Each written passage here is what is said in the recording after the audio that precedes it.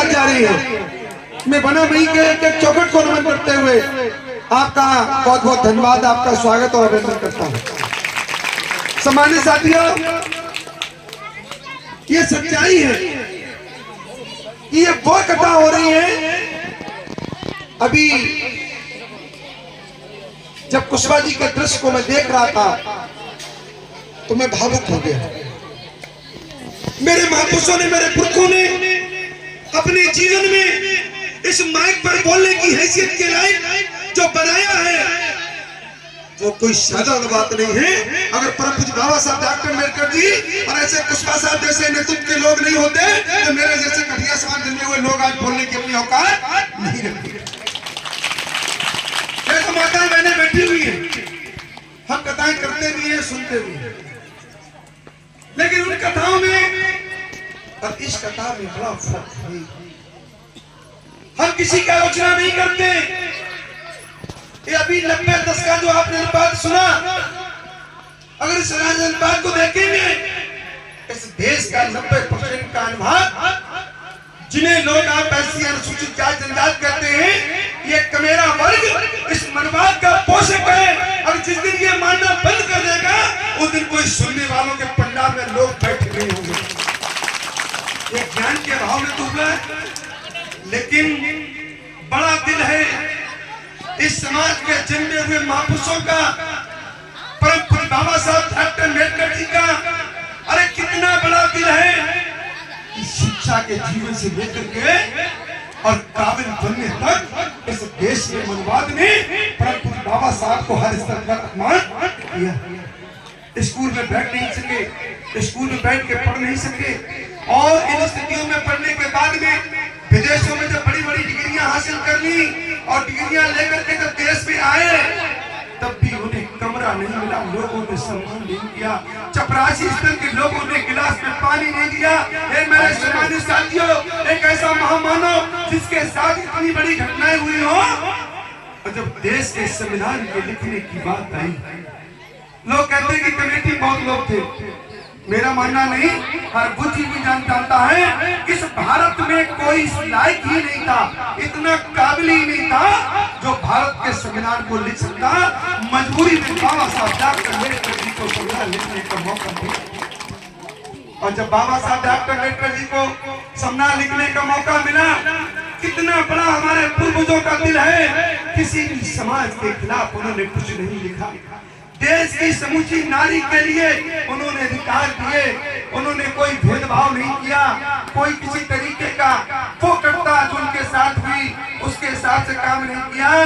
देश में सभी लोगों को समता मूलक समाज बने, समता मूलक समाज के साथ देश चले। एक ऐसा पवित्र ग्रंथ, दुनिया का सबसे बड़ा पवित्र ग्रंथ बाबा साहब डॉक्टर अम्बेडकर जी ने भारतीय संविधान लिखकर के दिया। इसलिए मेरा निवेदन माताओं बहनों से, ये वैचारिक लड़ाई है, और वैचारिक लड़ाई में लाठी डंडा तलवार की जरूरत नहीं है। परम पूज्य बाबा साहब डॉक्टर अम्बेडकर जी जब संघर्ष कर रहे थे, अरे आज तो बहुत अच्छा दिन है, आज तो बड़ी ताकत में है, हर सामना करने को हम सक्षम हैं। उस दौर में जब बाबा साहब काम कर रहे थे वो दिन बड़े अजीब थे, लेकिन बाबा साहब डॉक्टर अम्बेडकर जी ने वैचारिक लड़ाई को इतना पैना किया, और पेन की लड़ाई से 5000 की गुलामी को अपनी वैचारिक लड़ाई से खत्म कर दिया। मेरा निवेदन आप लोगों से, खास तौर से माताओं बहनों से, हम बाबा साहब को मानते हैं, लेकिन एक मैं कड़वी बात कहना चाहता हूँ कि हम बाबा साहब की बात नहीं मानते। हम बाबा साहब को तो मानते हैं, लेकिन बाबा साहब की बात नहीं मानते। बाबा साहब ने अपने जीवन में जो संघर्ष किया था तो उन्होंने 22 प्रतिज्ञाएं ली थी, लेकिन मैं इस बात को इसलिए कह रहा हूं क्योंकि जाति व्यवस्था है। वैसे तो कोई जाति देश में नहीं, 2 जाति है, एक मनुष्य में, एक पुरुष और एक नारी। सम्मानित साथियों, चूंकि यह सभी समाज के लोग बैठे हुए हैं, और चूंकि इस गांव में कटिया समाज के लोग भी रहते हैं, और चूंकि मैं कटिया ही कुल में पैदा हुआ हूं, इस नाते से कहना चाहता हूं कि दलित समाज की जो बड़ी जाति के बड़े भाई हैं, जाटो समाज के लोग, दोहरे समाज के लोग, इन्होंने बाबा साहब की बात को समझा, और समझने के जातिवाद में भी जो अन्य दलित जातियां हैं, पिछड़े जाति से लोग हैं, उन्होंने कम समझा है। इसीलिए ये लड़ाई वैचारिक है। अगर इस व्यवस्था को बदलना चाहते हो, पुष्पा जी का तो दृश्य देखा है, बाबा साहब के संविधान को जो लोग जो अधिकार मिले हैं उनको पाना चाहते हो तो हमें स्वयं बदलना पड़ेगा। जब तक हम अपने परिवर्तन नहीं करेंगे, जब तक अपने में सुधार नहीं करेंगे, आपका भला होने वाला नहीं है। कोई आपको चिट्ठी नहीं लिखता है कि आपको बागर जाना है, आपको वहां जाना है, आपको ये बनाना है, आपको ये त्योहार करना है। कोई चिट्ठी थोड़ी लिखता है। कोई आपसे कहने नहीं आता है कि आपको ये व्रत रखना है या त्योहार मनाना है। आप स्वयं करते हैं।